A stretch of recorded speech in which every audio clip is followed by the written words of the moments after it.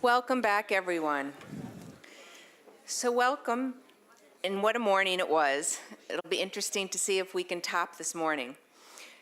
We were very excited as we told you some of our patient heroes yesterday and some of the patients that you've seen throughout the program. The Pope did give them the medallion of the Heroes Award, so we're very excited that he was able to do that and very grateful for his presence. I just want to remind you to turn your phones off and try and refrain from using them in this auditorium. And if you want to follow us or tweet and share the wonderful topics and information and your thoughts, the hashtag for the event is UniteToCure. As we learned this morning, the fight for cancer is uniquely multidimensional. We have chemotherapy, radiation, stem cell transplants, immunotherapies, checkpoint inhibitors, surgery, and the list goes on.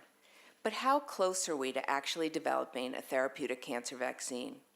Now we're going to hear from Dr. Patrick Soon-Shiong, founder, chairman of CEO of NantWorks, will join us to discuss the evolving genomics to proteomics as a pathway for the cancer vaccine.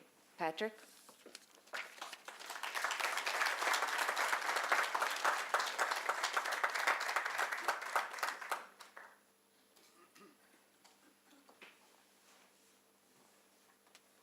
Thank you, Robin, and I want to thank the organization for really the honor for us to be here. What a wonderful moment we had together with the Pope, and I want to really thank everybody for the opportunity for us to talk today on what I consider the path to the cancer vaccine. And as you could see from the slide, I want to give you, hopefully in the 30 minutes, something that's been 25 years in the making, and at the end of the day, honoring our patients.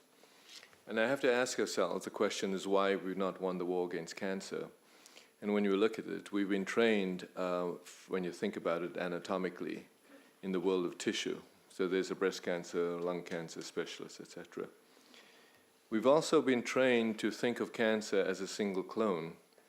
And the current status actually, or standard of care, actually derived from that. Because it was a single clone, we could train under a thing called maximum tolerated dose. And you think of that term, that's a term that gives you just enough chemical poisons that doesn't kill you, with the high hope of killing this clone. And that's really the standard of care. What's happened as a result of next generation sequencing is, in fact, we discovered that cancer are multiple clones.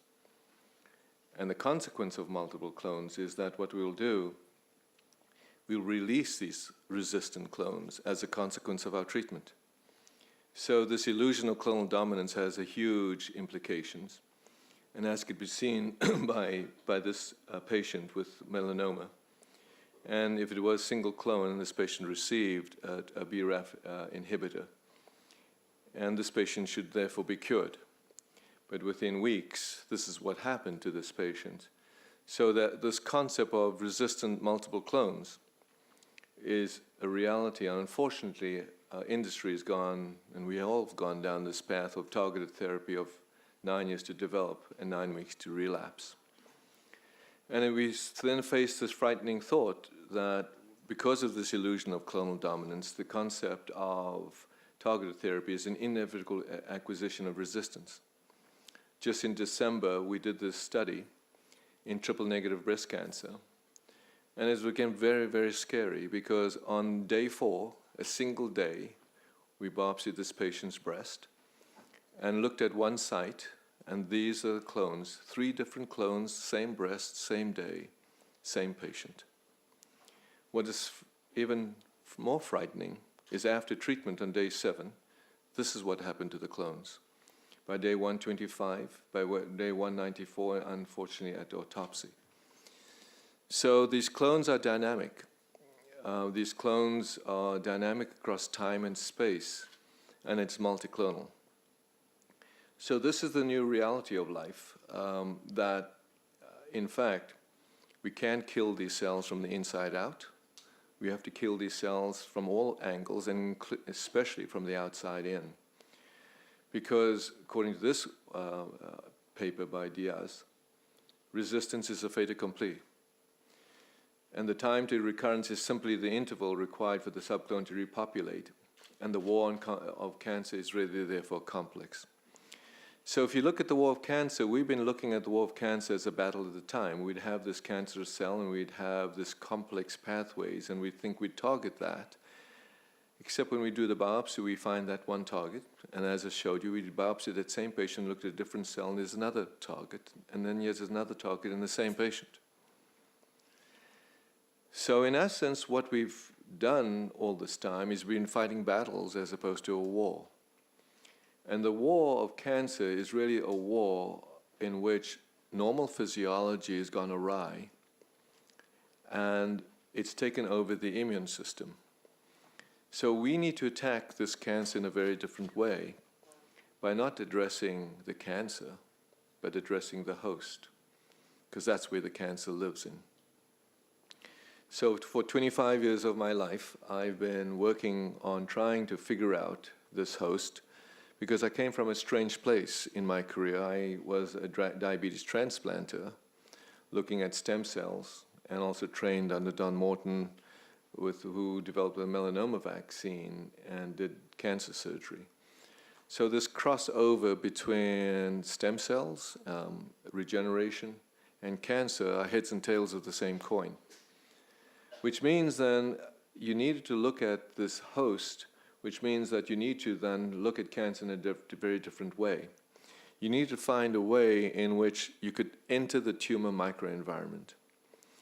And it's not been appreciated very much that our invention of Abraxane was for the sole purpose to create a nanoparticle that would penetrate this blood vessel wall to get into the tumor microenvironment, so that we can deploy low-dose chemotherapy so that we can perturb the cancer cell to such an extent that causes it to be stressed, not dead, stressed.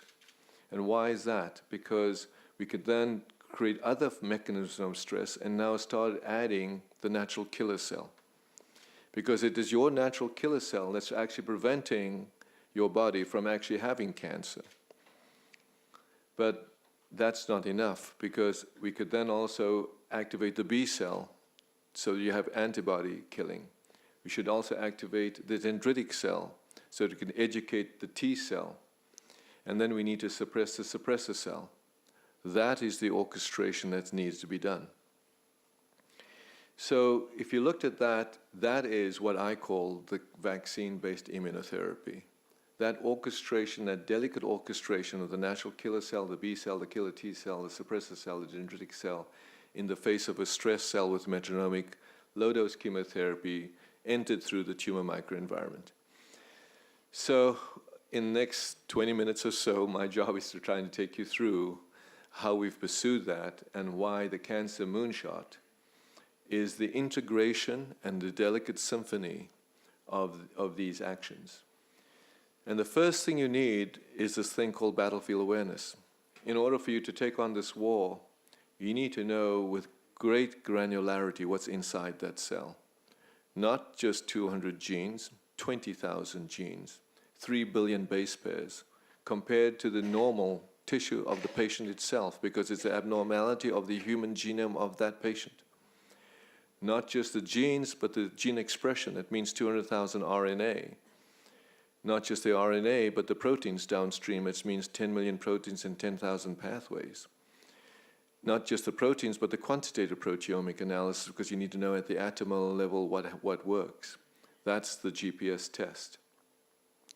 So we set about creating this crazy GPS test, which means we need to take 3 billion base pairs, 20,000 genes, compare that to each other with 200,000 RNA and the protein pathways, and invent a technique that could create what we call liquid tissue, so we can quantitatively, with mass spectrometry, measure the molecules at atomolar levels. And we've not only completed such a test, we have now have it ClearCap certified, and it's taken us a decade, and informatics that is really, really amazing to conceive of the mathematical issues that needs to be solved. We start with FFPEs, meaning paraffin sections. But we also take the patient's normal tissue because it's the abnormality of the normal, and then do the complete whole genome sequencing. But we also look at the RNA of 200,000 RNA, and then we look at the quantitative proteomics so that we can actually find the altered pathways and the target that we could then hit. It is this technology that has taken us almost a decade. It was thought that FFPE was impossible, but yet we can do laser dissection, create the liquid tissue, find the peptides, put it through this mass spectrometer, find the molecules, and end up in a report. And this is the machine that we can now reduce the peptides to an attomolar level and actually capture with great sensitivity and great specificity these molecules. So we can quantitate exactly what's going on inside this tumor cell in real time. From the time we get the tissue to the time we get the report, we can now return this in less than 3 weeks. And the only way we could accomplish that is because of the supercomputer. So we now have this amazing capacity, and we are now at 20 petabytes of capacity. That's 13 times the height of the Empire State Building, if you were to put data together on DVD disks. When you think about the amount of patients we can now accomplish, 4,000 patients a month, we have the top fastest 50th supercomputer in terms of genomic analysis. So that capacity then created what I considered a path to the cure for the vaccine, because we can then take the patient's tumor and look inside it and find what we call these tumor-associated antigens or the neoepitope and derive that. What would we do with that?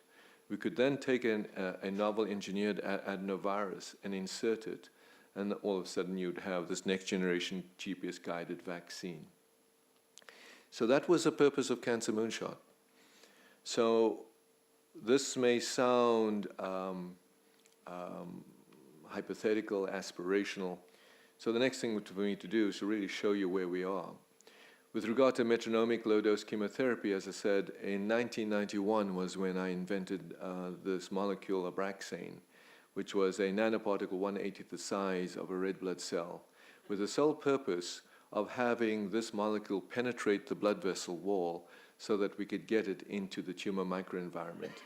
So here's Abraxane, and here it interacts with this receptor called a GP60 receptor so that it can get through a system called transcytosis and then enter into the microenvironment. We now have a mechanism to perturb the cancer cell and induce stress so that we bring on board the natural killer cell. The natural killer cell looks at cells that are stressed. And here's a paper we published in 1990 on the natural killer cell, where the natural killer cell attacks the tumor by direct activity.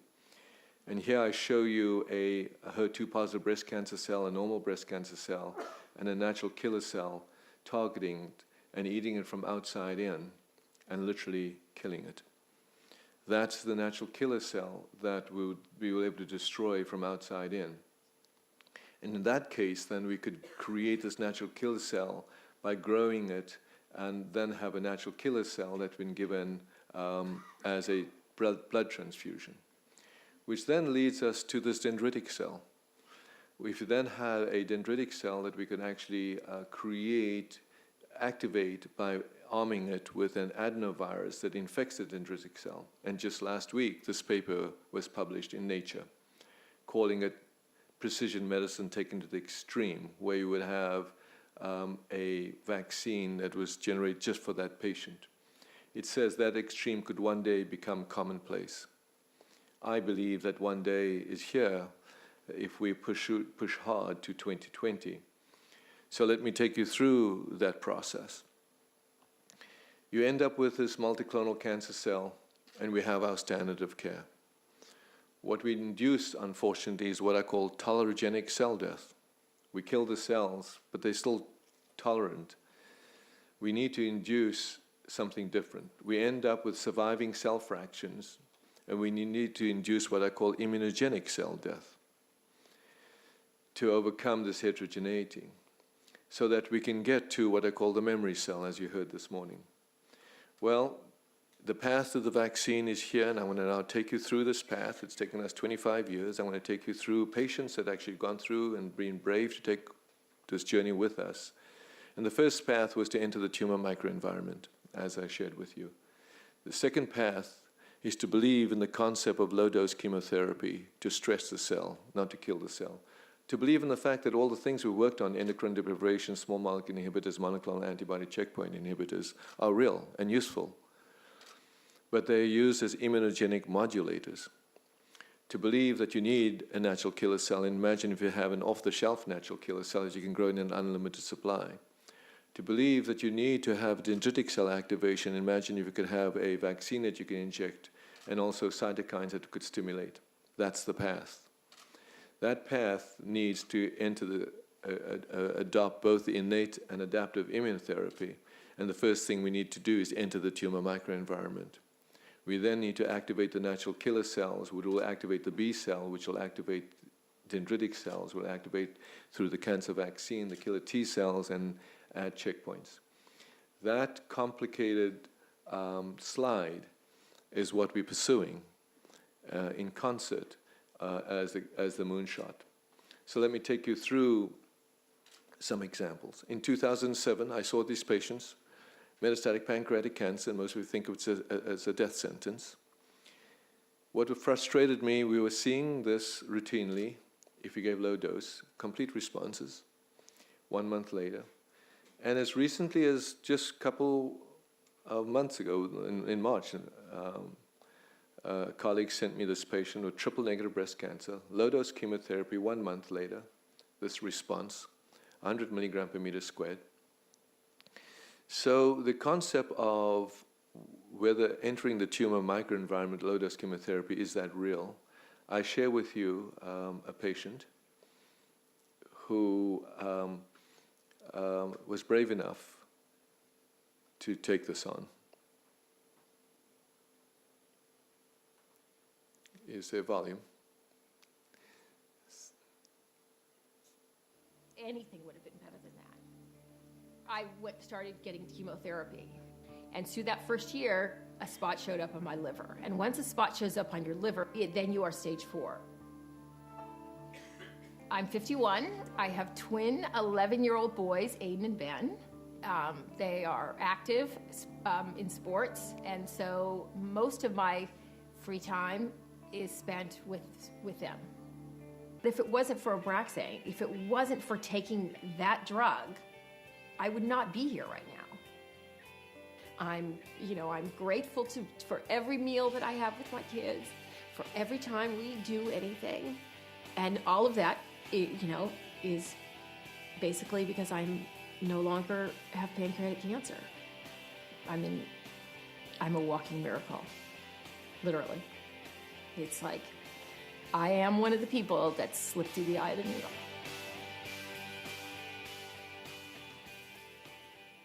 So she's 9 years since her diagnosis. And it gives you some insight that entering the microenvironment is important. Let's talk about the natural killer cell. The idea is you would take a breast cancer cell and you would add Herceptin. But the way Herceptin works, it requires a natural killer cell to bind to it. And if you engineered a natural killer cell, as you could see, the natural killer cell inserting its granzymes into that breast cancer cell and exploding that breast cancer cell. This is a trial that we're about to start and releases the antigens. We could even target the natural killer cell so that it could home and not touch the normal cells and literally become a serial killer. This is about to start for brain tumors and breast cancer, targeting HER2 cancer cells. What's exciting, we now have patients, this patient, Lisa Ray, who's had multiple myeloma, failed stem cell therapy, is now 1.5 years stable after just receiving natural killer cells. This patient with Hodgkin's lymphoma, failed stem cell and chemotherapy, is now cancer-free 9 years post-natural killer cell. Let's talk about the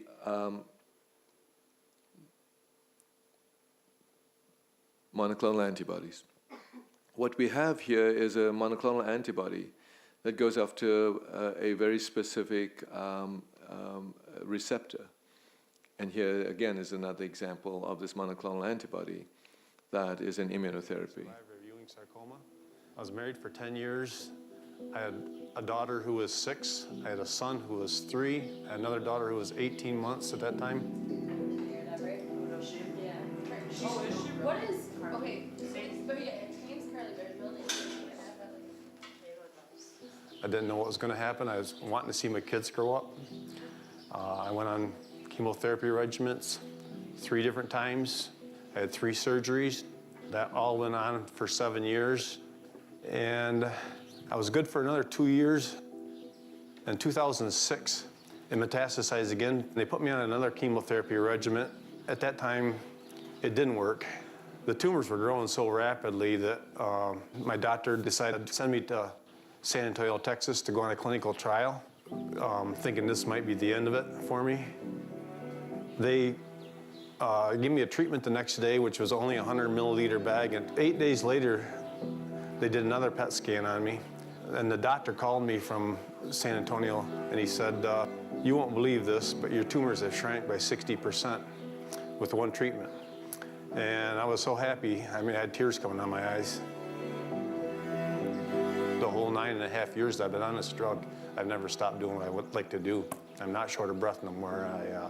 I can go fish and hunt and you know, bowl and do whatever I want to do. My youngest daughter, she's 19 now. I didn't know if I was going to make it, but dying wasn't an option.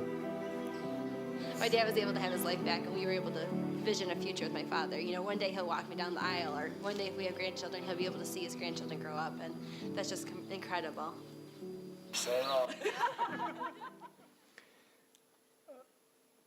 When we looked at the idea of adding a vaccine, immunotherapy vaccine, what's exciting is that we looked at this and decided to start with metastatic colon cancer.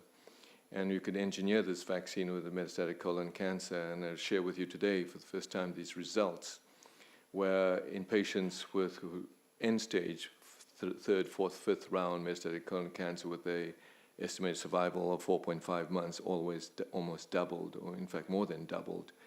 And exciting data in the sense that some of these patients now are still alive, free of this disease.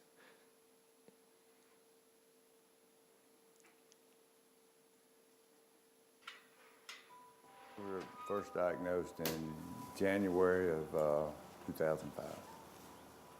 You know, I was relatively strong. I thought I was tough. But when I came up against this, I knew that I certainly couldn't do this alone.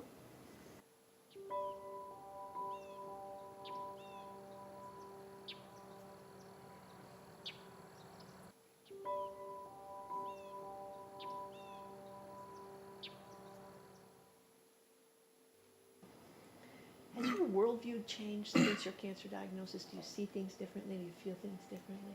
Oh, yeah.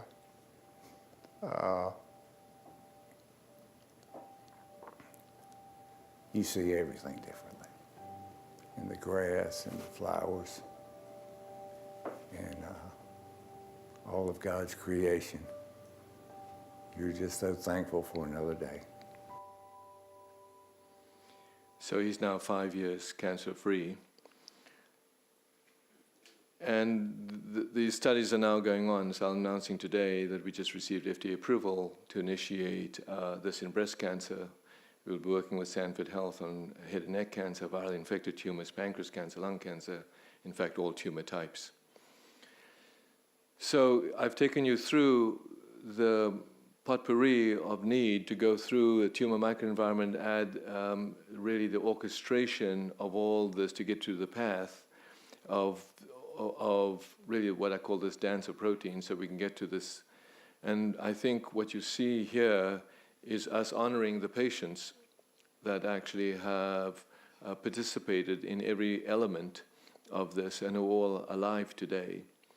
And it is really our duty, I believe, now to take this courage that they've offered us to allow us to actually explore in a very methodical way this path so that we can bring it to the future and do the combinations.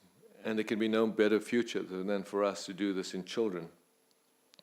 And I'm so proud to say that through the Cancer Moonshot, we've initiated now the largest Pediatric Coalition in February of 2016.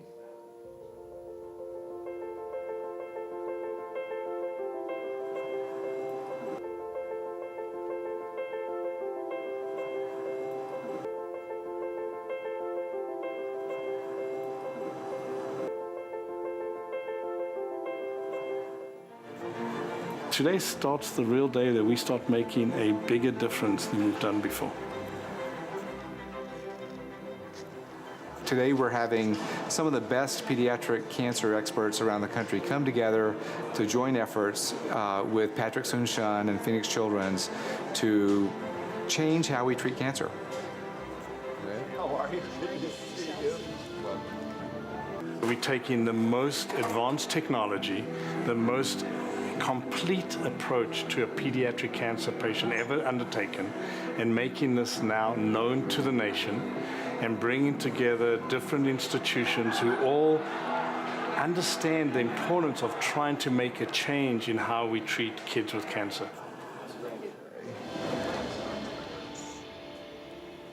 If we could cure childhood cancer, it would be amazing, because I see little kids that every single day that are 2 years old or younger.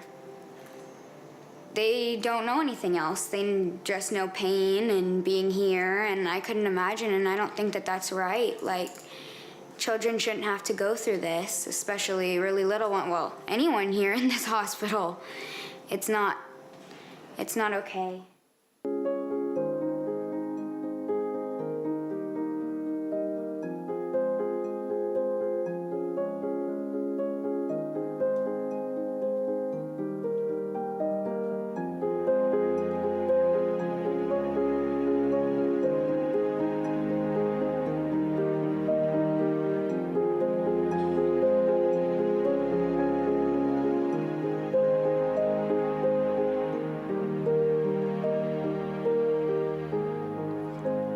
I think, as we spoke this morning, collaboration. What we need is really a concerted, combined effort for us to take these molecules, these platforms, combine them in every patient. Every cancer patient should be a clinical trial patient. Every patient should have the ability to have their GPS. And it is our goal that together with people like Jeffrey Schlom at the NCI and people like Colonel Shriver at the Walter Reed and people in the community like at Sanford and people in academic centers like at Mass General and at Beth Israel. We want to actually all work together on this project, and it's been my honor to be here, and I want to thank you all for giving me this opportunity to present our work. Thank you.